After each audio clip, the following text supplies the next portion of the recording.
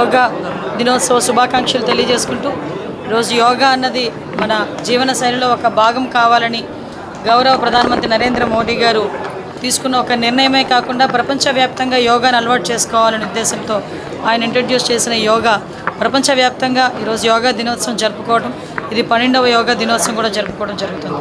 అయితే దీన్ని గౌరవనీయులైన ముఖ్యమంత్రి చంద్రబాబు నాయుడు గారు దీన్ని అడాప్ట్ చేసుకొని మీరు చూస్తే లాస్ట్ 15 డేస్ నుంచి యోగా పక్షోత్సవాలు అని చెప్పి ఏర్పాటు చేసుకొని ఈ 15 రోజులుగా రాష్ట్రం మొత్తం మీద థీమాటిక్ పెట్టి ప్రతి జిల్లాలోనే కాదు ప్రతి గ్రామంలోని కూడా ఈ యోగా అభ్యాసన అనేది జరగాలి. యోగా అన్నది ప్రతి మానవుడికి ఒక దినచర్యలో ఒక భాగం కావాలి. ఆరోగ్యకరమైన ఆంధ్రప్రదేశ్ రావాలి, వెల్దీ ఆంధ్రప్రదేశ్ రావాలి అని చెప్పి గౌరవ ముఖ్యమంత్రి గారు ఆదేశాల మేరకు ప్రభుత్వ యంత్రాంగం మొత్తం కూడా చొరవ తీసుకొని ఈరోజు సుమారుగా 15 రోజులుగా యోగా కార్యక్రమాన్ని రాష్ట్ర వ్యాప్తంగా కూడా నిజంగా ఒక ప్రపంచంలా చేశారు.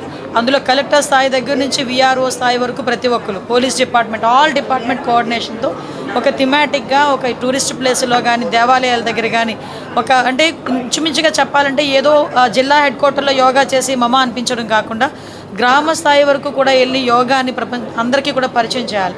పరిచయమే కాదు, గుర్తు చేయాలని చెప్పాలి. ఎందుకంటే భారతదేశం యోగా అనేది ప్రపంచానికి ఇచ్చిన ఒక మంచి వరం లాంటిది, ఒక గిఫ్ట్ లాంటిది. ఈరోజు అటువంటి యోగాని ఎట్టి పరిస్థితుల్లో మన జీవన శైలిలో భాగం చేసుకోవాలి. ఈ రోజుల్లో ఉన్న స్ట్రెస్, బయటికి వెళ్తే చిన్న పిల్లలు కూడా డిప్రెషన్ అంటున్నారు.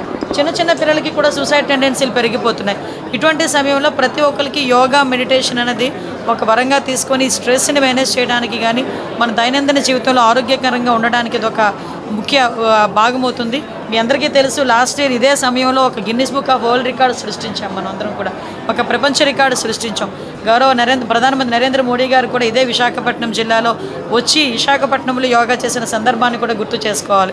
సుమారుగా విశాఖపట్నం ప్రజలందరికీ కూడా ఈ యోగా దినోత్సవం సందర్భంగా కూడా నేను ధన్యవాదాలు తెలియజేసుకోవాలి. సుమారుగా 3 లక్షల మందికి పైగా తెల్లవారుజామున 5:30 గంటల నుంచి కూడా యోగా చేసి ప్రపంచ రికార్డుకి విశాఖపట్నాన్ని స్థానం కల్పించినందుకు విశాఖపట్నం ప్రజలందరికీ కూడా ధన్యవాదాలు తెలియజేసుకుంటూ యోగాని మన దినచర్యలో భాగం చేసుకోవాలని మనస్ఫూర్తిగా అందరికీ తెలియజేసుకుంటూ ఇది ఇంట్రడ్యూస్ చేసి అంటే దేశ ప్రజలు అందరిలోకి తీసుకెళ్తున్న గౌరవ ప్రధానమంత్రి నరేంద్ర మోడీ గారికి, అదేవిధంగా సీఎం చంద్రబాబు నాయుడు గారికి, డిప్యూటీ సీఎం పవన్ కళ్యాణ్ గారికి ప్రత్యేకంగా ధన్యవాదాలు తెలియజేసుకుంటున్నాను. జై హింద్.